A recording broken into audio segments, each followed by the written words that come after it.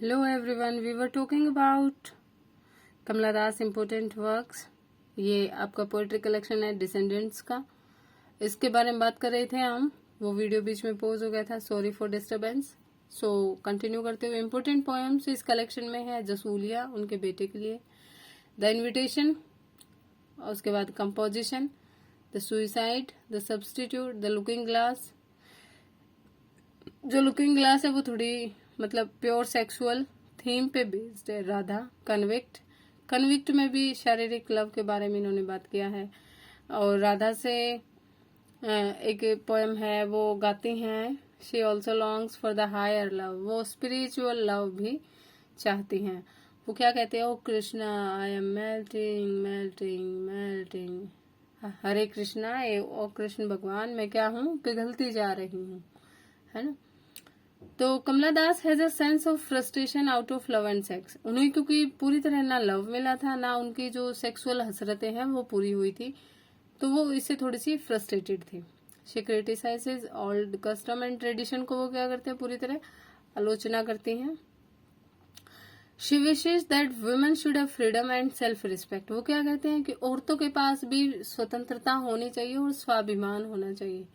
कहने को तो हमें फ्रीडम मिली हुई है आज भी, लेकिन आप जो हाउसवाइफ्स हैं वो अपने आप को लिटरली बंधा हुआ पाते हैं।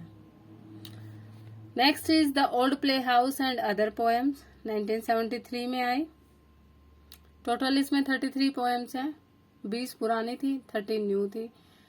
Quest for identity and self exploration. अब यहाँ पे थीम थोड़ा सा चेंज हो जाते हैं कि क्या वो अपनी पहचान के लिए जिज्ञासु हैं और खुद को ही और ज्यादा एक्सप्लोर करना। देखो ये होता है ना कि हम औरों पे बहुत ध्यान देते हैं, उसने ये कह दिया, उसने नहीं, हमें सब कुछ छोड़ के just focus on yourself, work on yourself, अपने आप पे काम करो। So this is the theme. The freak poem है, जो फ्रीक है वो हमें बताती है lack of human communication and failure of man women relation. जो ये कमला दास की पोएम फ्रीक है ये हमें बताते हैं कि ह्यूमन कम्युनिकेशन बहुत कमी हो जाती है, अक्सर पति पत्नी में भी संवादहीनता आ जाती है, या जैसे जैसे शादी को थोड़ा टाइम हो जाता है तो चीजें काफी चेंज हो जाती हैं। ये उसी के बारे में बताती है। कन्फेशनल पोएम है, पब्लिश होती है समर इन कलकत्ता में।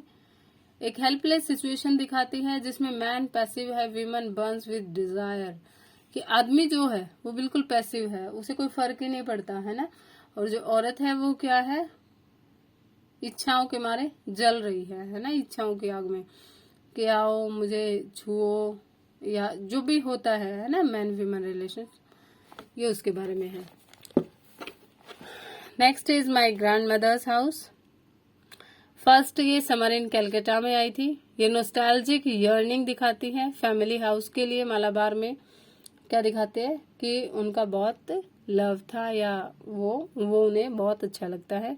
आई who have lost it my way and begs now at stranger door to receive, क्या कि मैंने जिसे अपना रास्ता अपने आप से खो दिया है और अब अजनबियों के दरवाजे पर प्यार प्राप्त करने के लिए खड़ी हूँ। नेक्स्ट इज अ हॉट नून इन मलाबार। ये भी सबसे पहले समर इन कलकत्ता में आई। नॉस्टैल्जिक यार्निंग है, ये हैप्पी चाइल्डहुड के लिए है ना, अच्छे बचपन के लिए। द सनशाइन कैट, ये भी समर इन कलकत्ता 1965 वाले एडिशन में पब्लिश हुई। थीम यहाँ पे सेक्सुअल ह्यूमिलिएशन है, शोषण होता है जो लैंगिक शोषण। स्टोरी है एक सफरिंग विमन की हु वॉज ह्यूमिलेटेड, जिसे उसके ही हस्बैंड ने प्रताड़ित किया है। I do not love, I can not love and it is not in my nature. इसकी कुछ लाइन्स हैं। To love but I can be kind to you, मैं प्यार नहीं करती, मैं प्यार नहीं कर सकती। It is not in my nature to love, मेरी प्रकृति में ही नहीं है प्यार करना, बट मैं तुम्हारे लिए थोड़ी सी काइंड हो सकती हूँ, दयालु हो सकती हूँ। नेक्स्ट इज द इन्विटेशन, जो कि डिसेंडेंट्स के कलेक्शन में आई थी 1967 में। ये एक डायलॉग की फॉर्म में है जिसमें पोएटेस और सी के बीच में, यानी कवियत्री और जो समुद्र है उनका एक डायलॉग के फॉर्म में है। पोएटेस सोचती रहती है अपने लवर के बारे में और अपने सेक्स एक्सपीरियंस के बारे में। देखिए, आप ये देखकर चकित होंगे कि कमला दास जितनी फिजिकल मैन विमन रिलेशन को लेके, सेक्स को लेके, विमन डिजायर्स को लेके जितना मुखर कमला दास ने बात किया है, उतना इंडियन लिटरेचर में बहुत कम हुआ है। The sea invites her to drown herself, जो क्या है, समुद्र क्या करता है, उन्हें इन्वाइट करता है कि वो अपने आप को डुबा ले, कमिट सुसाइड, और सुसाइड कर ले। क्यों? क्योंकि उनका लवर जा चुका है, प्रेमी जा चुका है। Next is the looking glass. ये पोएम भी डिसेंडेंट के कलेक्शन से है।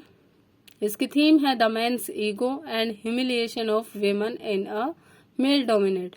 आदमी की जो ईगो होती है और जो ह्यूमिलिएशन है औरत का, क्योंकि पुरुष प्रधान समाज है तो ये सब तो चलता ही है। Gift him what makes you women. तो इससे कुछ लाइनें हैं, देखिए वो क्या कहते हैं, gift him what makes you women. उसे वो गिफ्ट कर दो, वो चीज ऑफर कर दो जो तुम्हें औरत बनाती है। The scent of long hair, लंबे बालों की खुशबू। The musk of sweat between the breast, छाती के बीच में जो नमी रहती है वो उसको महसूस करने दो, वो उसको ऑफर कर दो। द जर्की वे इन विच ही यूरिनेट्स, ये तो आप समझ ही गए होंगे, इसको मैं और डीपली नहीं एक्सप्लेन कर पाऊंगी। सो नेक्स्ट इज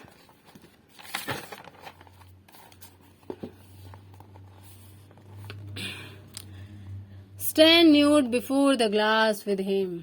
शीशे के सामने उसके साथ न्यूड खड़े हो जाओ, है ना, होता है ना ये लव एट फर्स्ट टाइप, जो आजकल कपल लिव इन ये सब चल रहा है, ये पोएम उनको बहुत सूट करती होगी। The poem presents a lustful relationship between every man and woman. जो पोएम है वो प्रेजेंट करती है एक बहुत अच्छी रिलेशनशिप, लस्टफुल, जिसमें एंजॉय है, हर मोमेंट को एंजॉय करना, ठीक है। और किस मोमेंट को? जो कि फिजिकल रिलेशन को शो करे, किसका, मैन एंड विमन का। Next is dance of Unix. ये भी summer in Calcutta opening poem है इसमें। The poem was written against the background of the poetess' sudden contact with a man who wanted to get her any cost when she was 14. Poem क्या है, उस background के against लिखी गई है जहां पे पोएटेस जो है अचानक से किसी ऐसे व्यक्ति के कॉन्टेक्ट में आ जाते हैं जो कि 14 की एज में ही उन्हें पाना चाहता है किसी भी कीमत पर, है ना। So this poem is about the poet sympathizes with the eunuchs। जो यूनिक्स हैं, यूनिक आप समझ गए होंगे, जो थर्ड जेंडर होते हैं, किन्नर होते हैं, या जिनको I don't think another word, ठीक है। It was hot, so hot before the eunuchs came to dance wide skirt going round and round, कि बहुत गर्म था, बहुत ज्यादा गर्म था। यूनिक्स आए, किन्नर आए और डांस करने लगे और उनकी जो चौड़ी स्कर्ट्स थी वो घूमने लगी। There is a gloomy environment in the poem. बहुत अच्छा इन्वायरमेंट है पोएम में। They danced beneath the fiery gulmohar until they bleed. गुलमोहर के नीचे वो तब तक डांस करते रहे जब तक कि उनके पैरों में खून नहीं आ गया। They wore green tattoos on their cheeks, jasmines in their dark, some were dark some almost fair. तो क्या है, उनके टैटूज थे गालों पर, है ना, जैस्मिन्स उन्होंने लगाए हुए थे। सम were dark some almost fair, कुछ काले थे, सांवले थे और कुछ गोरे थे। The voices were harsh, the songs melancholy. Melancholy आपने पोएम में पढ़ा होगा, है ना, किसकी ट्विन पोएम थी, पेंसेरोसो और एलेग्रो, है ना। तो जो पेंसेरोसो है वहां पे आपने मेलंकली को पढ़ा है। तो ये एक व्यथा को दिखाता है। Their song of lovers dying और चिल्ड्रन लेफ्ट एंड बोर्न।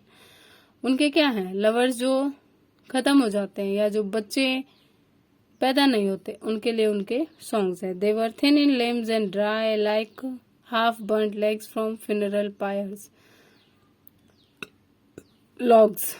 वो क्या है, ऐसे लगते हैं, उनके पैर इतने मतलब अजीब से हैं कि जैसे अध जली चिता होती है ना, तो वहां पे जो लकड़ियां होती हैं। नेक्स्ट इज एन इंट्रोडक्शन, ये भी एक पोएम है जो पब्लिश हुई समर इन कलकत्ता पे, और इसकी थीम है द क्वेस्ट फॉर आइडेंटिटी, पहचान के लिए जिज्ञासा। इसकी क्या है थीम रही है पोएम की? आई do not know politics but know the name those in power, I can repeat them like. मुझे राजनीति का तो ज्ञान नहीं है, वो क्या कहते हैं, बट मुझे उनका पता है जो पावर में है, और उनकी तरह मैं रिपीट कर सकती हूँ। I am Indian, very brown, born in Malabar. I speak 3 languages, write in 2, dream in 1. वो क्या कहते हैं, मैं एक भारतीय हूँ, बहुत ब्राउन हूँ, मतलब थोड़ा डार्क कलर हो सकता है। बॉर्न इन मलाबार, मलाबार में पैदा हुई हूँ। आई स्पीक 3 लैंग्वेजेज, मैं 3 भाषाएं बोलती हूँ। राइट इन 2, राइट इन 2 किस में लिखते हैं वो? Malayalam and English. And dream इन 1, और ड्रीम किस में करती हूँ? एक में ही करती हूँ। देखो दोस्तों, जो ड्रीम्स होते हैं, जो स्वप्न होते हैं, वो हम अपनी 99% मातृभाषा में ही देखते हैं। तो she can speak 3 languages, Hindi, English and Malayalam. Correct me if I am wrong.